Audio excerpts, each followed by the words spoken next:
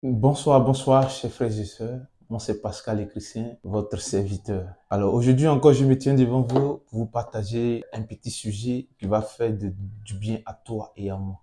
J'ai mentionné un mot du nom de dominer, que j'ai tiré dans le livre de Genèse 1, verset 26. Qu'est-ce que j'ai dit dans Genèse 1, verset 26?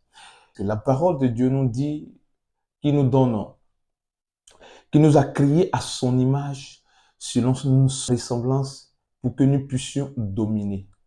Donc, image, ressemblance, domination. Donc, quand vous regardez, c'est un processus. La domination vient à la fin. Mais pour aboutir à la domination, nous sommes partis d'un caractère, c'est-à-dire l'image, en passant par la ressemblance, pour aboutir à la domination. Dieu a créé Adam et Ève. La Bible dit qu'ils ont reçu un mandat de domination pour dominer.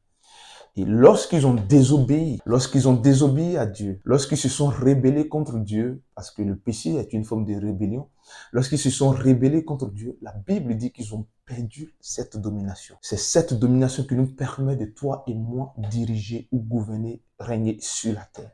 Nous avons été conçus selon l'image et la ressemblance de Dieu. Il y a deux éléments qui nous intéressent pour aboutir à la domination. Il y a deux éléments qui nous intéressent. Frères et sœurs, toi et moi, nous sommes en mission sur la terre. Nous avons été créés pour un but. Dieu nous a créés pour un but bien précis. Oui, je m'adresse à toi, leader. Je m'adresse à toi, particulièrement à toi, leader. Parce que je sais que Dieu t'a créé pour diriger, pour exercer ton leadership. L'ignorance te pousse à dire que tu es un vaurien. L'ignorance te pousse à dire que tu ne seras rien. Mais laisse-moi te dire que non, tu es un leader. Dieu nous a enfoui à l'intérieur de nous deux caractères. Le premier caractère, il dit, faisons l'homme à notre image. L'image est le caractère moral de Dieu. L'image est le caractère moral de Dieu. Et entendons par caractère moral, nous avons l'amour de Dieu qu'il a déposé en nous, la joie de Dieu qu'il a mis en nous, la paix de Dieu qu'il a mis en nous. Tout cela fait partie du caractère moral de Dieu. Et l'autre image, l'autre caractère est le caractère ressemblance, qui fait partie de la toute-puissance de Dieu. Ressemblance.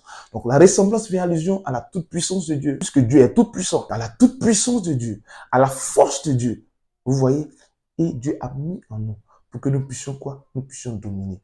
Le mot domination, dans le thème hébraïque, veut dire régner, diriger, gouverner, avoir autorité sur. Donc, vous voyez que Dieu a tout déposé à l'intérieur de nous. Mais lorsque nous avons perdu ces choses, nous avons perdu la domination également. C'est pourquoi plus tard, Jésus va venir pour restaurer cette domination. Bien-aimé, tu as besoin des deux éléments pour pouvoir régner. Sans quoi, sur cette terre, tu seras dominé. Au lieu de dominer, tu seras dominé.